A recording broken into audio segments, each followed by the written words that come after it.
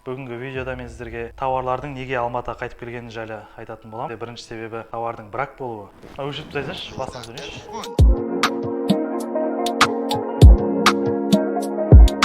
Ассалаумағалейкум достар, менің каналыма қош келдіңіздер. Бүгінгі видеода мен сіздерге тауардың Алматыға қайтып келуі жайлы айтатын боламын. Қазір көп адамдардың тауарлары Алматыдағы ПВЗ-ларға қайтып келіп жатыр. Оның бізде бірінші себебі тауардың брак болуы. Екінші себебі ол бізде тауардың упаковкасы дұрыс жасалмауында. Клиент сіздердің тауарларыңызды көреді, сырты дұрыс упаковка жасалмаған болса, тауарда бракованный деп сразу қайтарып жібереді. Оны вайлберстағылар тексеріп отырмайды. Сразу бракованный товар деп 2 ай ішінде сіздерге Алматыға қайтарып жібереді. Сол себепті бүгін мен сіздерге упаковканы дұрыс жасауды үйрететін боламын. Кез келген бір товарды алайық. Мынау мысалы инструмент. Оған біз бірінші бір штрих-код, QR-код қазір и бір баркод жапсыратын боламыз. Оны видеоның соңында қалай шығару керектігін тоже көрсететін боламын. Товарды бір слой орап, жанына біз подарка немесе визитка қосып жіберсек болады. Бізде мынандай визиткалар бар. Спасибо за покупку, оставьте отзыв деген. Және бір влажный салфетка, бір магнит. Бұлардың себестоимости где-то бір 20 теңге, 30 теңгеге ғана шығады. Сол себепті бұндайлардан аямай салсаңыздар болады.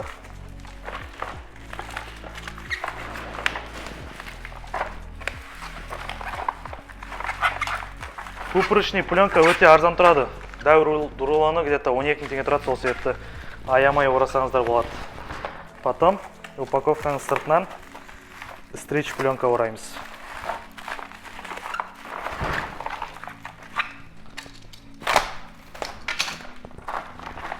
Стрич пленканың қатты қалың ораудың қажеті жоқ. Бұл бізде скотчтың орнын алмастыру үшін қолданылатын материал. Четтерін максимально жабасыздар және скотчпен қатырамыз.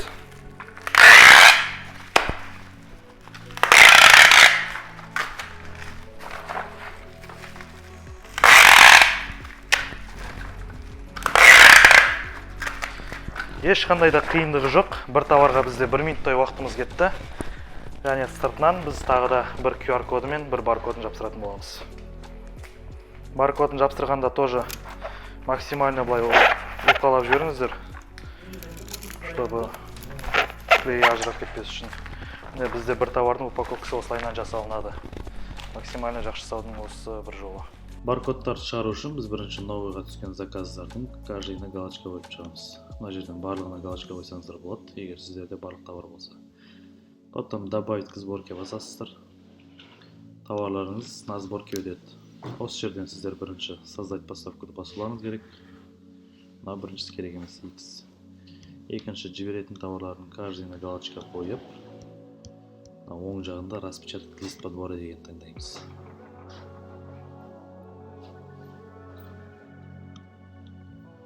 Сіздерге қандай товар, қандай штрих-код жапсатыны осы жерден көруге болады. Қайтадан сборочный задание кіріп, уже мына жерде 58-40 емес, QR-ды таңдап, распечатать этикетки деген таңдаймыз. Сіздерге мынандай штрих-кодтар беретін болады. Мына жерде жаңағы 4 тал товардың штрих-коды. Мына жерден қарасаңыздар, мына сағат болса 40-80. Мына жерде 40-80 деген сағаттығы. Одан кейін товарларыңыз автоматически собранныйға өтеді. Осы жерден идентификатор поставок в путиді басасыздар. Мынау сіздердің поставкаларыңыз. Мына поставканы орғызу тоже обязательно. Осыны скатқа апарып өткізген кезде товарларыңыз клиентке жіберілді деген уведомление бару үшін керек. Енді сіздерге баркод создать етуді үйретейін. Баркод создать ету үшін біз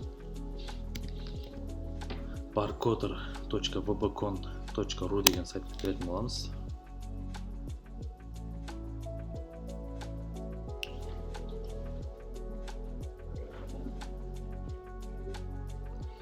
Сіздерде мынандай сайт беріледі. Осы сайтқа енді жаңағы поставкадағы данныйларды енгіземіз. Мынау бізде баркод. Скопировать етіп аламыз баркодын. Мына жақта штрих-код деген жерге осыны қоятын боламыз. Және товардың атауын аламыз. Также скопировать етіп алып, название товара дегенге қоямыз. Мына жерден формат біз термоэтикетті таңдауымыз керек. Яйца дегенге галочка қойсаңыздар болады. Положение текста по центру. Предпросмотрды бассаңыздар.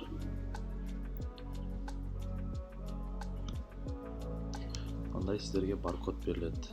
Мынадан тоже біз екі экземплярда шығарып аламыз. Мына штрих-кодтардың каждыйын екі экземплярда шығарып алатын боламыз.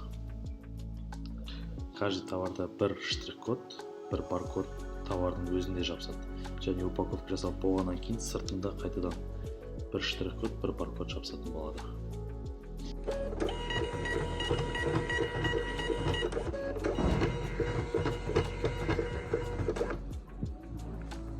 Бар, бізде уже баркодтар каждыйын жасап шығардық, жаңағы 4 товардікі.